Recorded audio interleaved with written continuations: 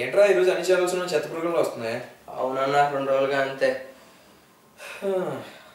అవునరా, ఈ మధ్య మన పత్రికేయడం అయిపోయాడు. ఇప్పుడు ఆనందకన్నా తలుచుకుంటే ప్రత్యక్షం అయిపోతాడు.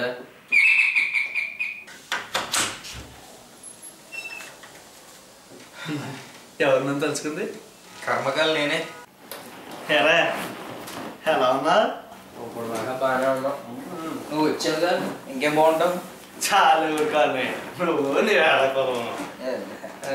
అవునరా, ఇంతకీ ఫిల్మ్ నగర్ న్యూస్లు ఏంటి? తెచ్చా మీకోసం తెచ్చా. రామచంద్రకి ఎంగేజ్మెంట్ అయిపోయింది తెలుసా? ఉపాసనతో. ప్రభాస్ గారి నెక్స్ట్ సినిమా రేబాలు. పవన్ కళ్యాణ్ గబ్బర్ సింగ్. ఇంట్లో చూసేవి ఇంటర్నెట్ లో చూసేవి మాకు తెలుసు. మీరు ఇలా అంటారనే ట్విట్టర్ లో పెట్టండి, గూగుల్లో దొరకండి న్యూస్ ఒకటి తెచ్చా. Mahesh Babu business man, story writer తెలుసా? ఈయన ఎవడు ఉండాలి కానీ ఏగల్లి ఏమన్నాను గుద్దుంది అని చెప్తాడు వీడు. అయితే ఏనండి, మహేష్ బాబు వాళ్ళ నాన్నకి మహేష్ని పెద్ద బిజినెస్ మనలో చూడాలని కోరిక. మహేష్ వాళ్ళ నాన్నని అతని బిజినెస్ పార్ట్నర్ మోసం చేసి డబ్బంతా దోచుకుని ముంబై పడిపోతాడు. దాంతో మహేష్ ఫ్యామిలీ టోటల్ పడిపోతుంది. అప్పటి నుంచి మహేష్కి ముంబై మనుషులన్నా పగ.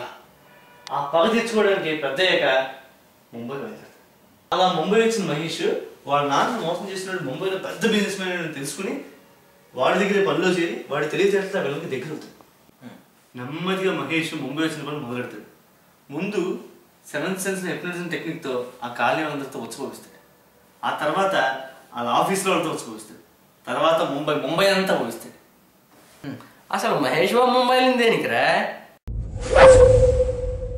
ముంబైని ఉచ్చపోయించడానికి వచ్చా. అందుకు అర్థమైందా? ఇలా అతిమూత్రతో వాడుతున్న ముంబై ప్రజలు నిమిషానికి ఒకసారి పొయ్యలేక విపరీతంగా డైపర్లు వాడటం మొదలెడతారు. మహేష్ విలన్తో ముంబైకి వచ్చిన అతిమూత్రవాదిని క్యాష్ చేసుకోవచ్చని, తన ఇన్వెస్ట్మెంట్ అంతా తీసుకొచ్చి డైపర్ల మీద పెడితే ఇంకా లాభాలు గడిచని వాడికి ఐడియా ఇస్తాడు. దాంతో విలన్ వాడి దగ్గర డబ్బుల్లో తీసుకొచ్చి డైపర్లో పెడతాడు. డైపర్లోనా? అదేలా డైపర్ బిజినెస్ మీద. దాంతో విలన్ గడికి పెచ్చగా లాభాలు వచ్చేస్తాయి. ఇంకా హీరో వీళ్ళ మీద పగేలా తీసుకుంటాడా? అదే అక్కడే ఉంది ట్విస్ట్. ఏంటా ట్విస్ట్?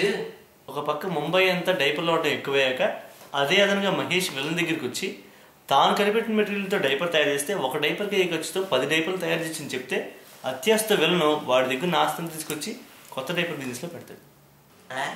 నిజమన్నే నా డైపర్ మీద ఒట్టు. మరి హీరోయిన్ ఎంట్రీ ఎప్పుడు రా వస్తుంది? ముంబై అంతా వాడి పరిచిన డైపర్లు నిండిపోతుంది. వాటి మధ్యలోంచి కాదు నడుచుకుంటూ పర్యావరణాన్ని కలుషితం చేస్తున్న ఈ ప్లాస్టిక్ డైపర్ నిషేధించాలి అని స్లోగన్స్ ఇచ్చుకుంటూ జనాలు వెంటేసుకుంటూ వస్తుంది. ఓ పక్క ప్లాస్టిక్ మెటీరియల్తో వాడిన డైపర్లు వాడటం వల్ల జనాలు కొత్త జబ్బులు మొదలవుతాయి. మరో పక్క వాడి పడేసిన డైపర్ గోడలతో ముంబై అంతా కిక్కిరిసిపోతుంది. ఒరే హీరో హీరోయిన్లు లవ్లో ఎప్పుడు పడతారు? సాంగ్ ఎప్పుడు వేసుకుంటారు? నీకు ఆత్రం ఎక్కువ, మూత్రం తక్కువ. నీకు 2 ఎక్కువే. ఒకరోజు కాసిన పర్యావరణం కోసం ఒక మురికివాడలో తిరుగుతూ ఈ సమస్యకి పరిష్కారం చెప్పేవాడు వాడు వస్తాడు అనంటే దూరంగా ఏడుస్తూ తడిసిపోయిన డైపర్తో ఏడుస్తున్న పిల్లవాడికి డైపర్ మార్చి అప్పుడే వెళ్తాను మా షూని చూస్తుంది. లవ్లో పడుతుంది. అప్పుడే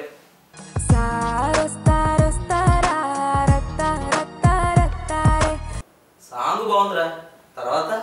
ఆ తర్వాత ఉంటదన్నా, ముంబైలో కొత్త జబ్బులకి కాలుష్యానికి కారణమైన విలన్ గా డైపర్ కంపెనీని కాజల్ మహేష్ బాబుతో కలిసి కోటి ధర ముగించేస్తుంది. దాంతో విలన్ గడి ఆస్తంతా పోగొట్టుకుని మీద పడుతుంది. అన్నా అయిపోలేదన్నా ఉండు.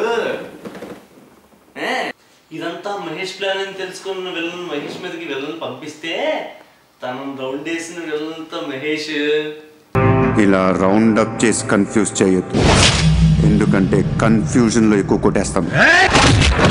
క్లైమాక్స్ లో మహేష్ విలన్తో నువ్వు చిన్నప్పుడు బిజినెస్ లో మోసం చేసిన బిజినెస్ పార్ట్నర్ కొడుకుని చెప్పి షాక్ ఇచ్చి ఆ విలన్తోనే ఉచ్చపోపించి ఆడి కంపెనీలో తయారైన డైపర్ ఆడికే పెడితే ఆ ఇన్ఫెక్షన్ వచ్చి ఆడి చచ్చిపోతాడు.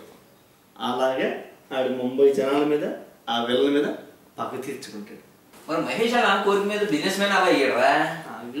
ఆగు విలన్ చచ్చిపోయిన తర్వాత కాజులు మహేష్ పెళ్లి చేసుకుని ఎకో ఫ్రెండ్లీ డైపర్స్ తయారు చేసి పెద్ద బిజినెస్ మ్యాన్ అయిపోతుంది.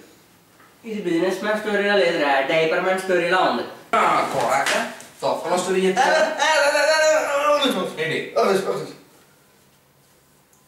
హలో